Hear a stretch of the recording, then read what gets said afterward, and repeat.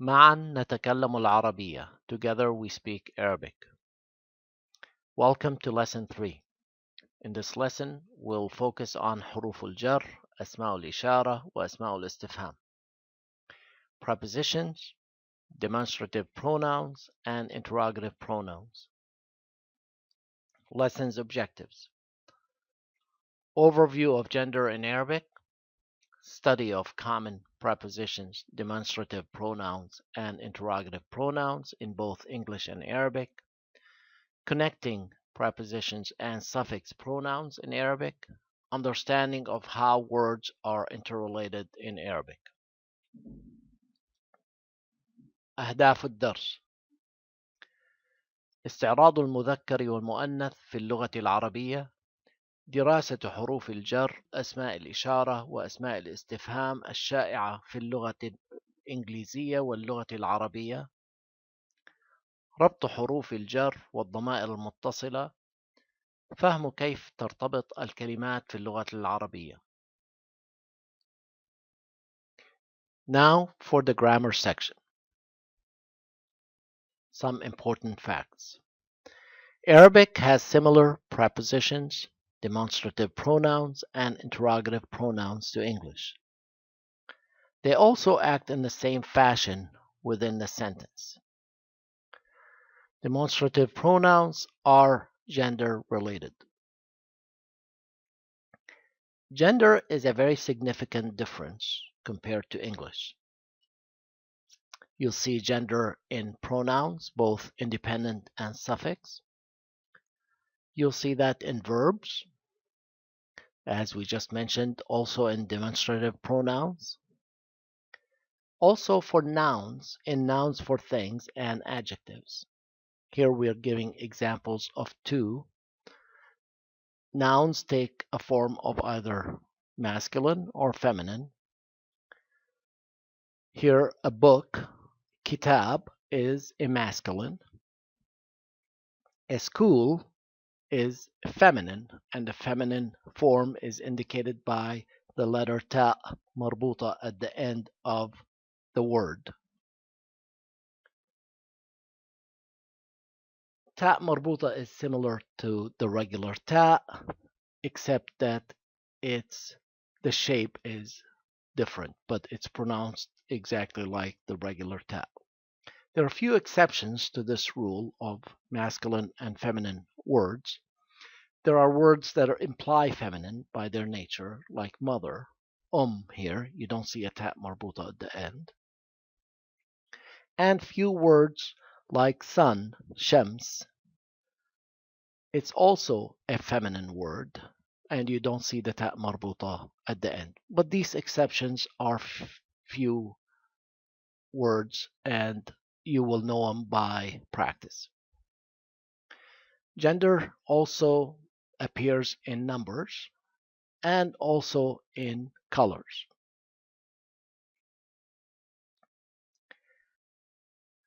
Unlike English, there are three attached prepositions with multiple linguistic meanings. The following are two most common with their useful approximations. The attached prepositions be is closely associated with fi, which means in or with. And the attached prepositions li is closely associated with ila, and the meaning for that is to or for. You notice both of these attached prepositions have a kasra underneath. So it's either be or li. Just remember that be is similar to fi, and li act very similar to ila. The attached preposition li is often linked with suffix pronouns to express possessive meanings. This simple sentence, say هذا الكتاب لي. This book belongs to me. This book is mine. Here's the example of that preposition li with attached pronouns or suffix pronouns to indicate possessive meanings. Li belong to me, lahu belong to him,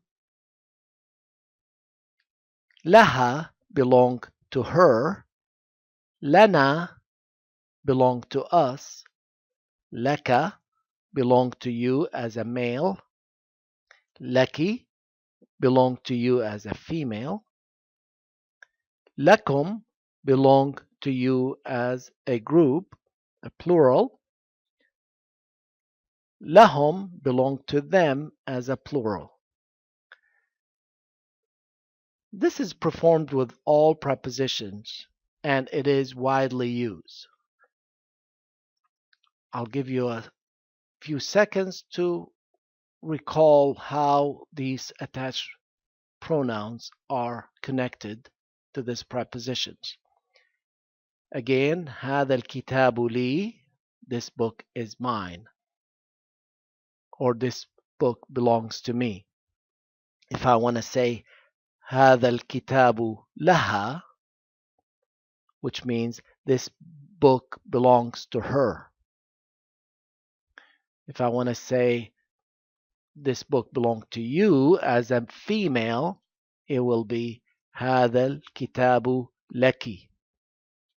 Again, هذا الكتاب لك, this book belongs to you and I'm addressing a female. Here's some important prepositions to remember.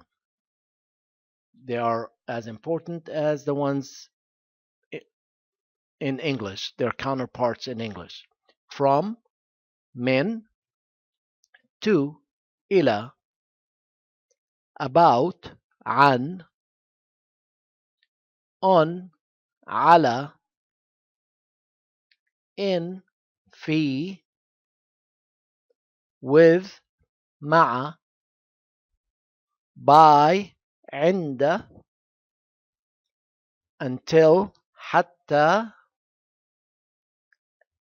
since, منذ.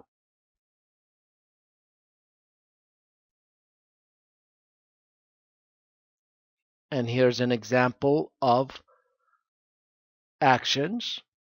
Here, he is getting out of the car and she is getting into the car or onto the car. In Arabic, we say that as يخرج من السيارة, getting out from, min or mina. Here we introduced a fatha on the noon because of connecting of two successive sukoons. So we add a fatha to move the letter for pronunciation. So يخرج من السيارة, getting out from, من السيارة, the car. تدخل or تصعد, she's getting into or she is riding, إلى, to السيارة. Here's one sentence that is common. Do you have time? As you'd say in English. And if you want to ask somebody if he has time, you would say هل معك وقت if you're addressing a male, or هل معك وقت if you're addressing a female. As I mentioned before, these are very common, so I would encourage you to practice these quite often. Other useful prepositions, and you can see their usefulness by comparing them to their English counterparts. Above, over, فوق, below or under, تحت, near, قرب, before, قبل, after, بعد, behind, خلف, around, حول, in front of, أمام, and between, بين. We're giving two examples here. الرجل يسير فوق الجسر. The man is walking above the bridge or over the bridge.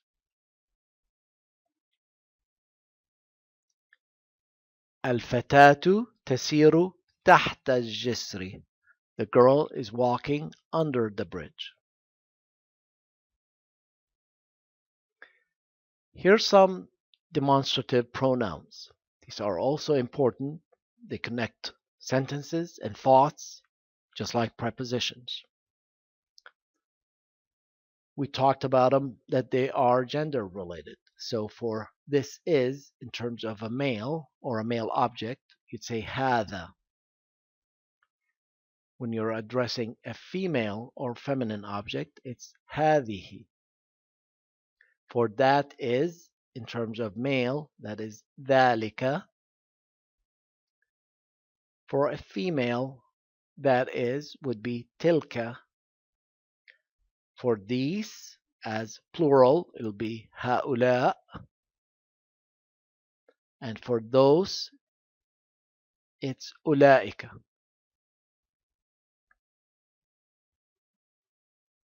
Here's some examples to see the usefulness of these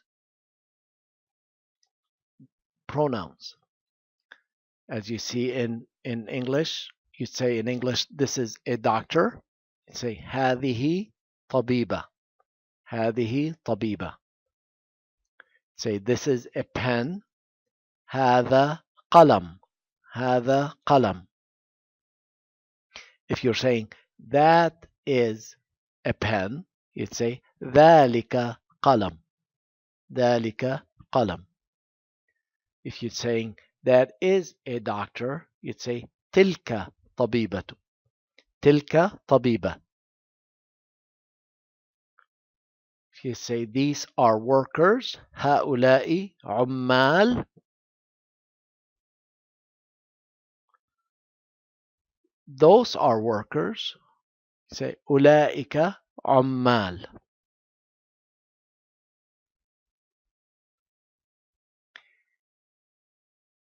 Here's another important section in our grammar lesson today. It's the interrogative pronouns. Again, you're asking questions of others. You need to know what others are asking of you, so you would be able to answer and understand the answers. Very important aspects of our conversations. What, which is ma, and it's used with nouns. For example, what is your name? Ma ismuka. What is your name for a male? Ma ismuki, which is what is your name for a female. What is ماذا? Used with verbs. For example, you say, what are you doing? ماذا تفعل? And if you're addressing a female, you say ماذا تفعلين? As you can see here, what is used in English for both ma and ماذا, whereas in Arabic, to differentiate between nouns and verbs, they introduce a little variation here between ma and ماذا. For who, in Arabic, it's men. Please note that this is different than min, which is from. Min has a kasra on the meme. Man has a fatha on the meme. So this is man, which is who. Like, who are you? Man anta or man anti. Where? Aina. Where is the school? Aina al-madrasa. أين المدرسة. How كيف. How are you. كيف حالك or كيف حالك. How much كم. How much does it cost. كم الثمن. Again, how much كم. كم الثمن. When متى. When does the train arrive. متى يأتي القطار. When يأتي is coming or arrives. القطار the train. متى يأتي القطار. When does the train arrive. Is, are, do, does, basically, as we examined before, they don't exist in Arabic with the verb. You don't say he is. In Arabic, we just say he. But in terms of the question, when it's reversed in English and when you use is he here, then there will be something in Arabic that we have to use, which is هل معك وقت. Do you have time. For do. Is he here. هل هو هنا. Okay, so هل is an important question mark or interrogative pronoun. Which, أي. Which car do you like. أي سيارة تحب. أي سيارة تحب or أي سيارة تحبين. The ya and the noon basically is an addition to indicate the feminine again. Words in Arabic are much more connected than English. An example of this are the simple words of book and wrote. And compare that to kataba and kitab. Kataba is he wrote and kitab is a book. We chose this form of a verb. The past tense verb he wrote is the simplest form of the verb in Arabic. We'll discuss this in later lessons. We chose this three-letter verb, kataba, which means he wrote. And you could see if we wanted to change it to he writes, we just add a letter ya with a fatha in front of it and change the accents on the other letters. So kataba become yaktubu. He wrote, he writes. To change to other form of that are related to writing and writes and wrote, here is the example of a book that we mentioned above, kitab, and we obtained this form by adding an alif after the second letter, ta. Again, we added an alif, we changed the accent on the other letters, and we obtained the word book, which is related to writing. The plural of books, of the word book, is books in English. In Arabic, in this format, you basically just change the accents on the letter kutub, kutub, instead of kitab. Another word that is related to writing, which is a desk or a library, and that is a desk is a masculine and library is feminine. Again, here's the feminine part is indicated by the ta marbuta at the end of the word maktaba. Maktab mean desk and maktaba mean library.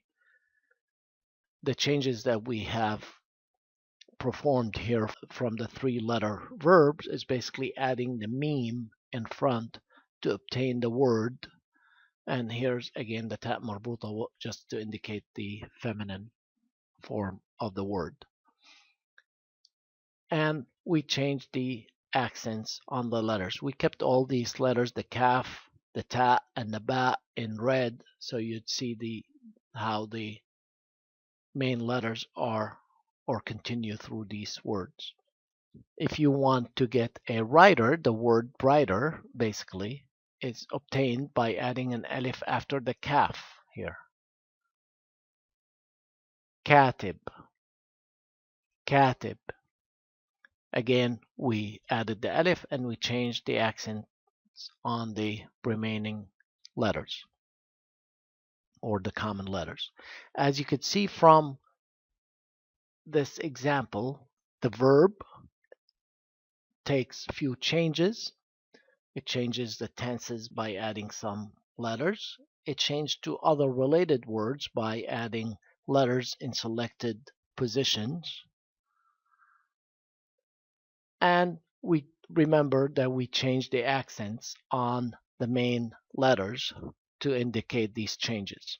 In conclusion, closely related words are typically derived by changing the accents, the vocalization of the basic letters, and selectively adding other letters.